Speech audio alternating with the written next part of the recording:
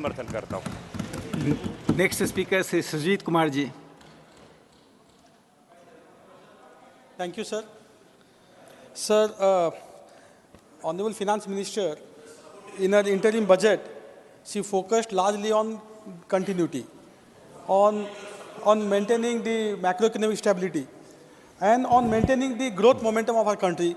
We all are aware that we are close to a $4 trillion economy now. In a couple of years, we'll reach to become a $5 trillion economy. And by 2030, the expectation is that we'll become a $7 trillion economy. And by 2047, we'll become a Vikasit Bharat, developed India. So this budget, this interim budget, largely focuses on continuity and maintaining our growth momentum. And for this, I commend the Honorable Finance Minister. I'll definitely compliment her for many positives in the budget. To start with, what my previous speaker, Jhangra ji and Sangeeta Yadav ji spoke about, Jai Jawan, Jai Vigyan, Jai Jawan, Jai Kisan, Jai Vigyan and Jai Anusandhan. And this August House also passed the National Research Foundation Bill, I think in the month of August.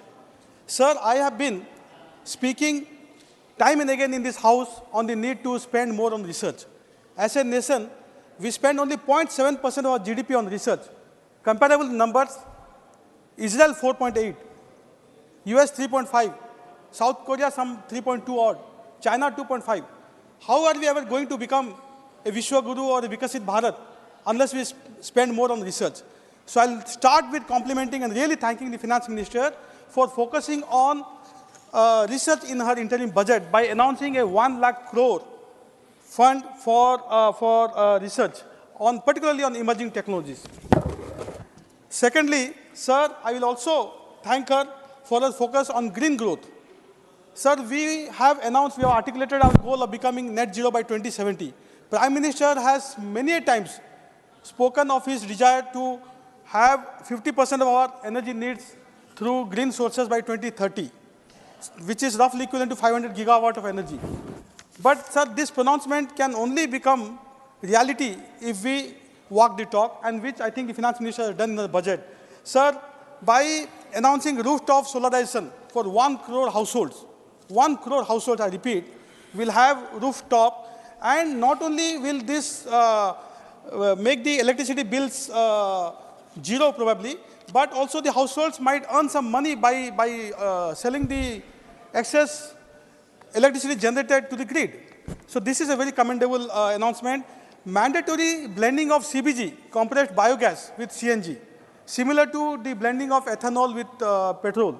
I think, sir, this is again going to take us to the green growth leadership position, and also the viability gap funding for offshore wind projects. Sir, there are many others, but because of paucity of time, I'll just stick to these 2 or 3 provisions which he has announced with regards to green growth. Sir, infra. Sir, we all know that we had pathetic infrastructure, whether it's road infrastructure, whether it's port infrastructure, whether it's highways or airport. But of late, we have been focusing a lot on infrastructure. In fact, I would say, sir, I would go to the extent of saying that today, many of our airports, many of our highways are better than the best in the world. And by announcing 10 lakh crore in the BE of 23-24, the government proclaimed its focus on infrastructure. And in the interim budget, the government has gone a step further by announcing an 11% hike. 11 lakh crore, is slightly more than 11 lakh crore on infrastructure. And sir, we will all agree that spend on infrastructure has multiplier effect. It creates jobs. It leads to the economic development of the region where the infrastructure comes up. It creates more investment downstream industries. So this is certainly welcome move, sir. Sir, fiscal prudence. Sir, because of COVID, our fiscal deficit had definitely gone beyond the FRBM mandate. But, sir, see, the Honorable Finance Minister has laid out a roadmap to reach fiscal prudence, 5.1% of our GDP this year and 4.5% of the GDP by 25-26, which I think is really good.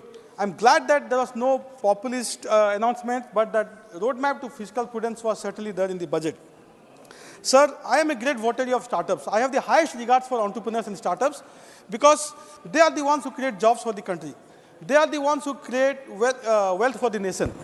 And in a budget, interim budget speech, the finance minister also has taken care of startups by extending the tax exemption for startups by 1 year. So the tax exemption, which was supposed to end on 31st of March 2024, is now extended up to 31st of March 2025. Sir, Lakpati did this. Sir, the PM has often spoken about the four castes: Gyan, Garib, Yuva, Annadata, and Nari. So Nari Shakti, sir, was on display when we passed the Women Reservation Bill. Sir, when we landed on the moon, on the South Pole, the place where it landed is called Shiv Shakti. So now Nari Shakti, sir, 50% of population, they need to be taken care of. And, sir, by focusing on the Lakpati did this. So the target was 1 crore previously. Now that target has been enhanced to 3 crores. So 3 crore Lakpati did this. This is a massive, massive capacity building and massive, massive resource for our country. So that focus on Nari Shakti is certainly there in the interim budget, for which I'll comment here. Sir, the saturation approach. Previously, the focus was more on the outlays. So many 1,000 crores have been allocated to this department. So many crores have been allocated to this ministry. Now the focus is less on outlays, but more on outcomes, which I think is, sir, the way to go. So that saturation approach, which is really bringing social justice, which is really bringing geographical inclusion, social inclusion to the nation. I think that approach is there in the interim budget. And again, I'll commend her for that. Sir, I'm happy that no tax enhancement has been made, direct tax enhancement, which I think is good. Sir, GST, I have one concern regarding GST. Sir, MSMEs, again, when I say startups and entrepreneurs, that extends to MSMEs. MSMEs create jobs for our country. It's not the big conglomerates, big enterprises that create jobs. It's the small MSMEs, small entrepreneurs working in rural India, working in small town India, that create jobs for our nation. Sir, today, the exemption for filing GST for an MSME is 20 lakh. Sir, what is 20 lakh?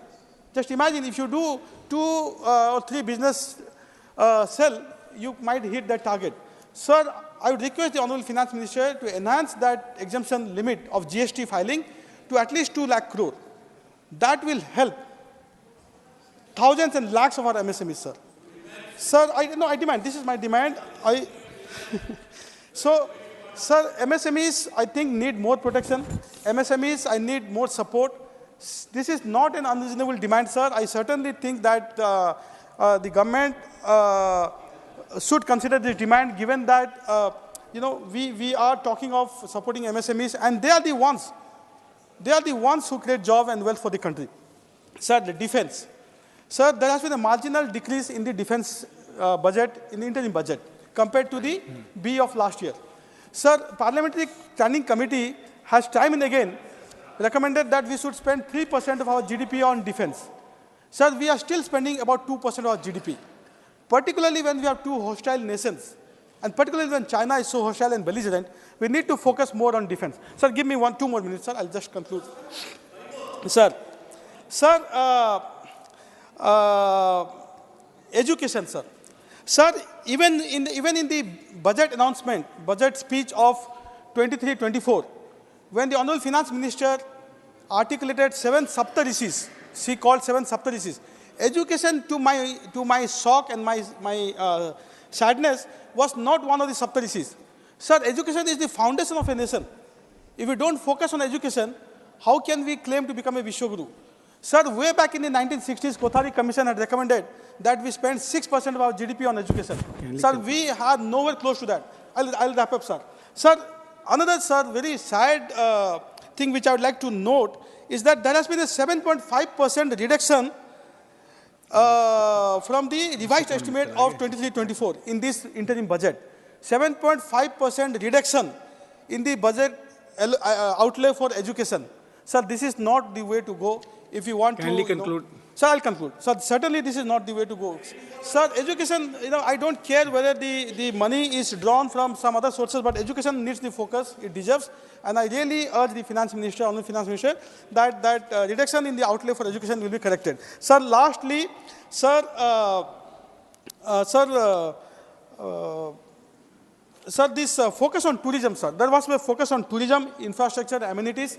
Sir, there are many good tourist sites in Odisha. Sir, we have been demanding time and again that at least 2 tourist sites from Odisha, the iconic Konark Temple, which is a UNESCO World Heritage Site, sir, the Jagannath Temple in Puri, the heritage city of Bhubaneswar, they should be included in the heritage site. Sir, she spoke so much about focus on tourism, but I'm sorry that these iconic sites in Odisha are not included as iconic sites, so this may be considered. Thank you, sir. Next speaker is Dr. Ashok Kumar Mittal ji. 9 minutes.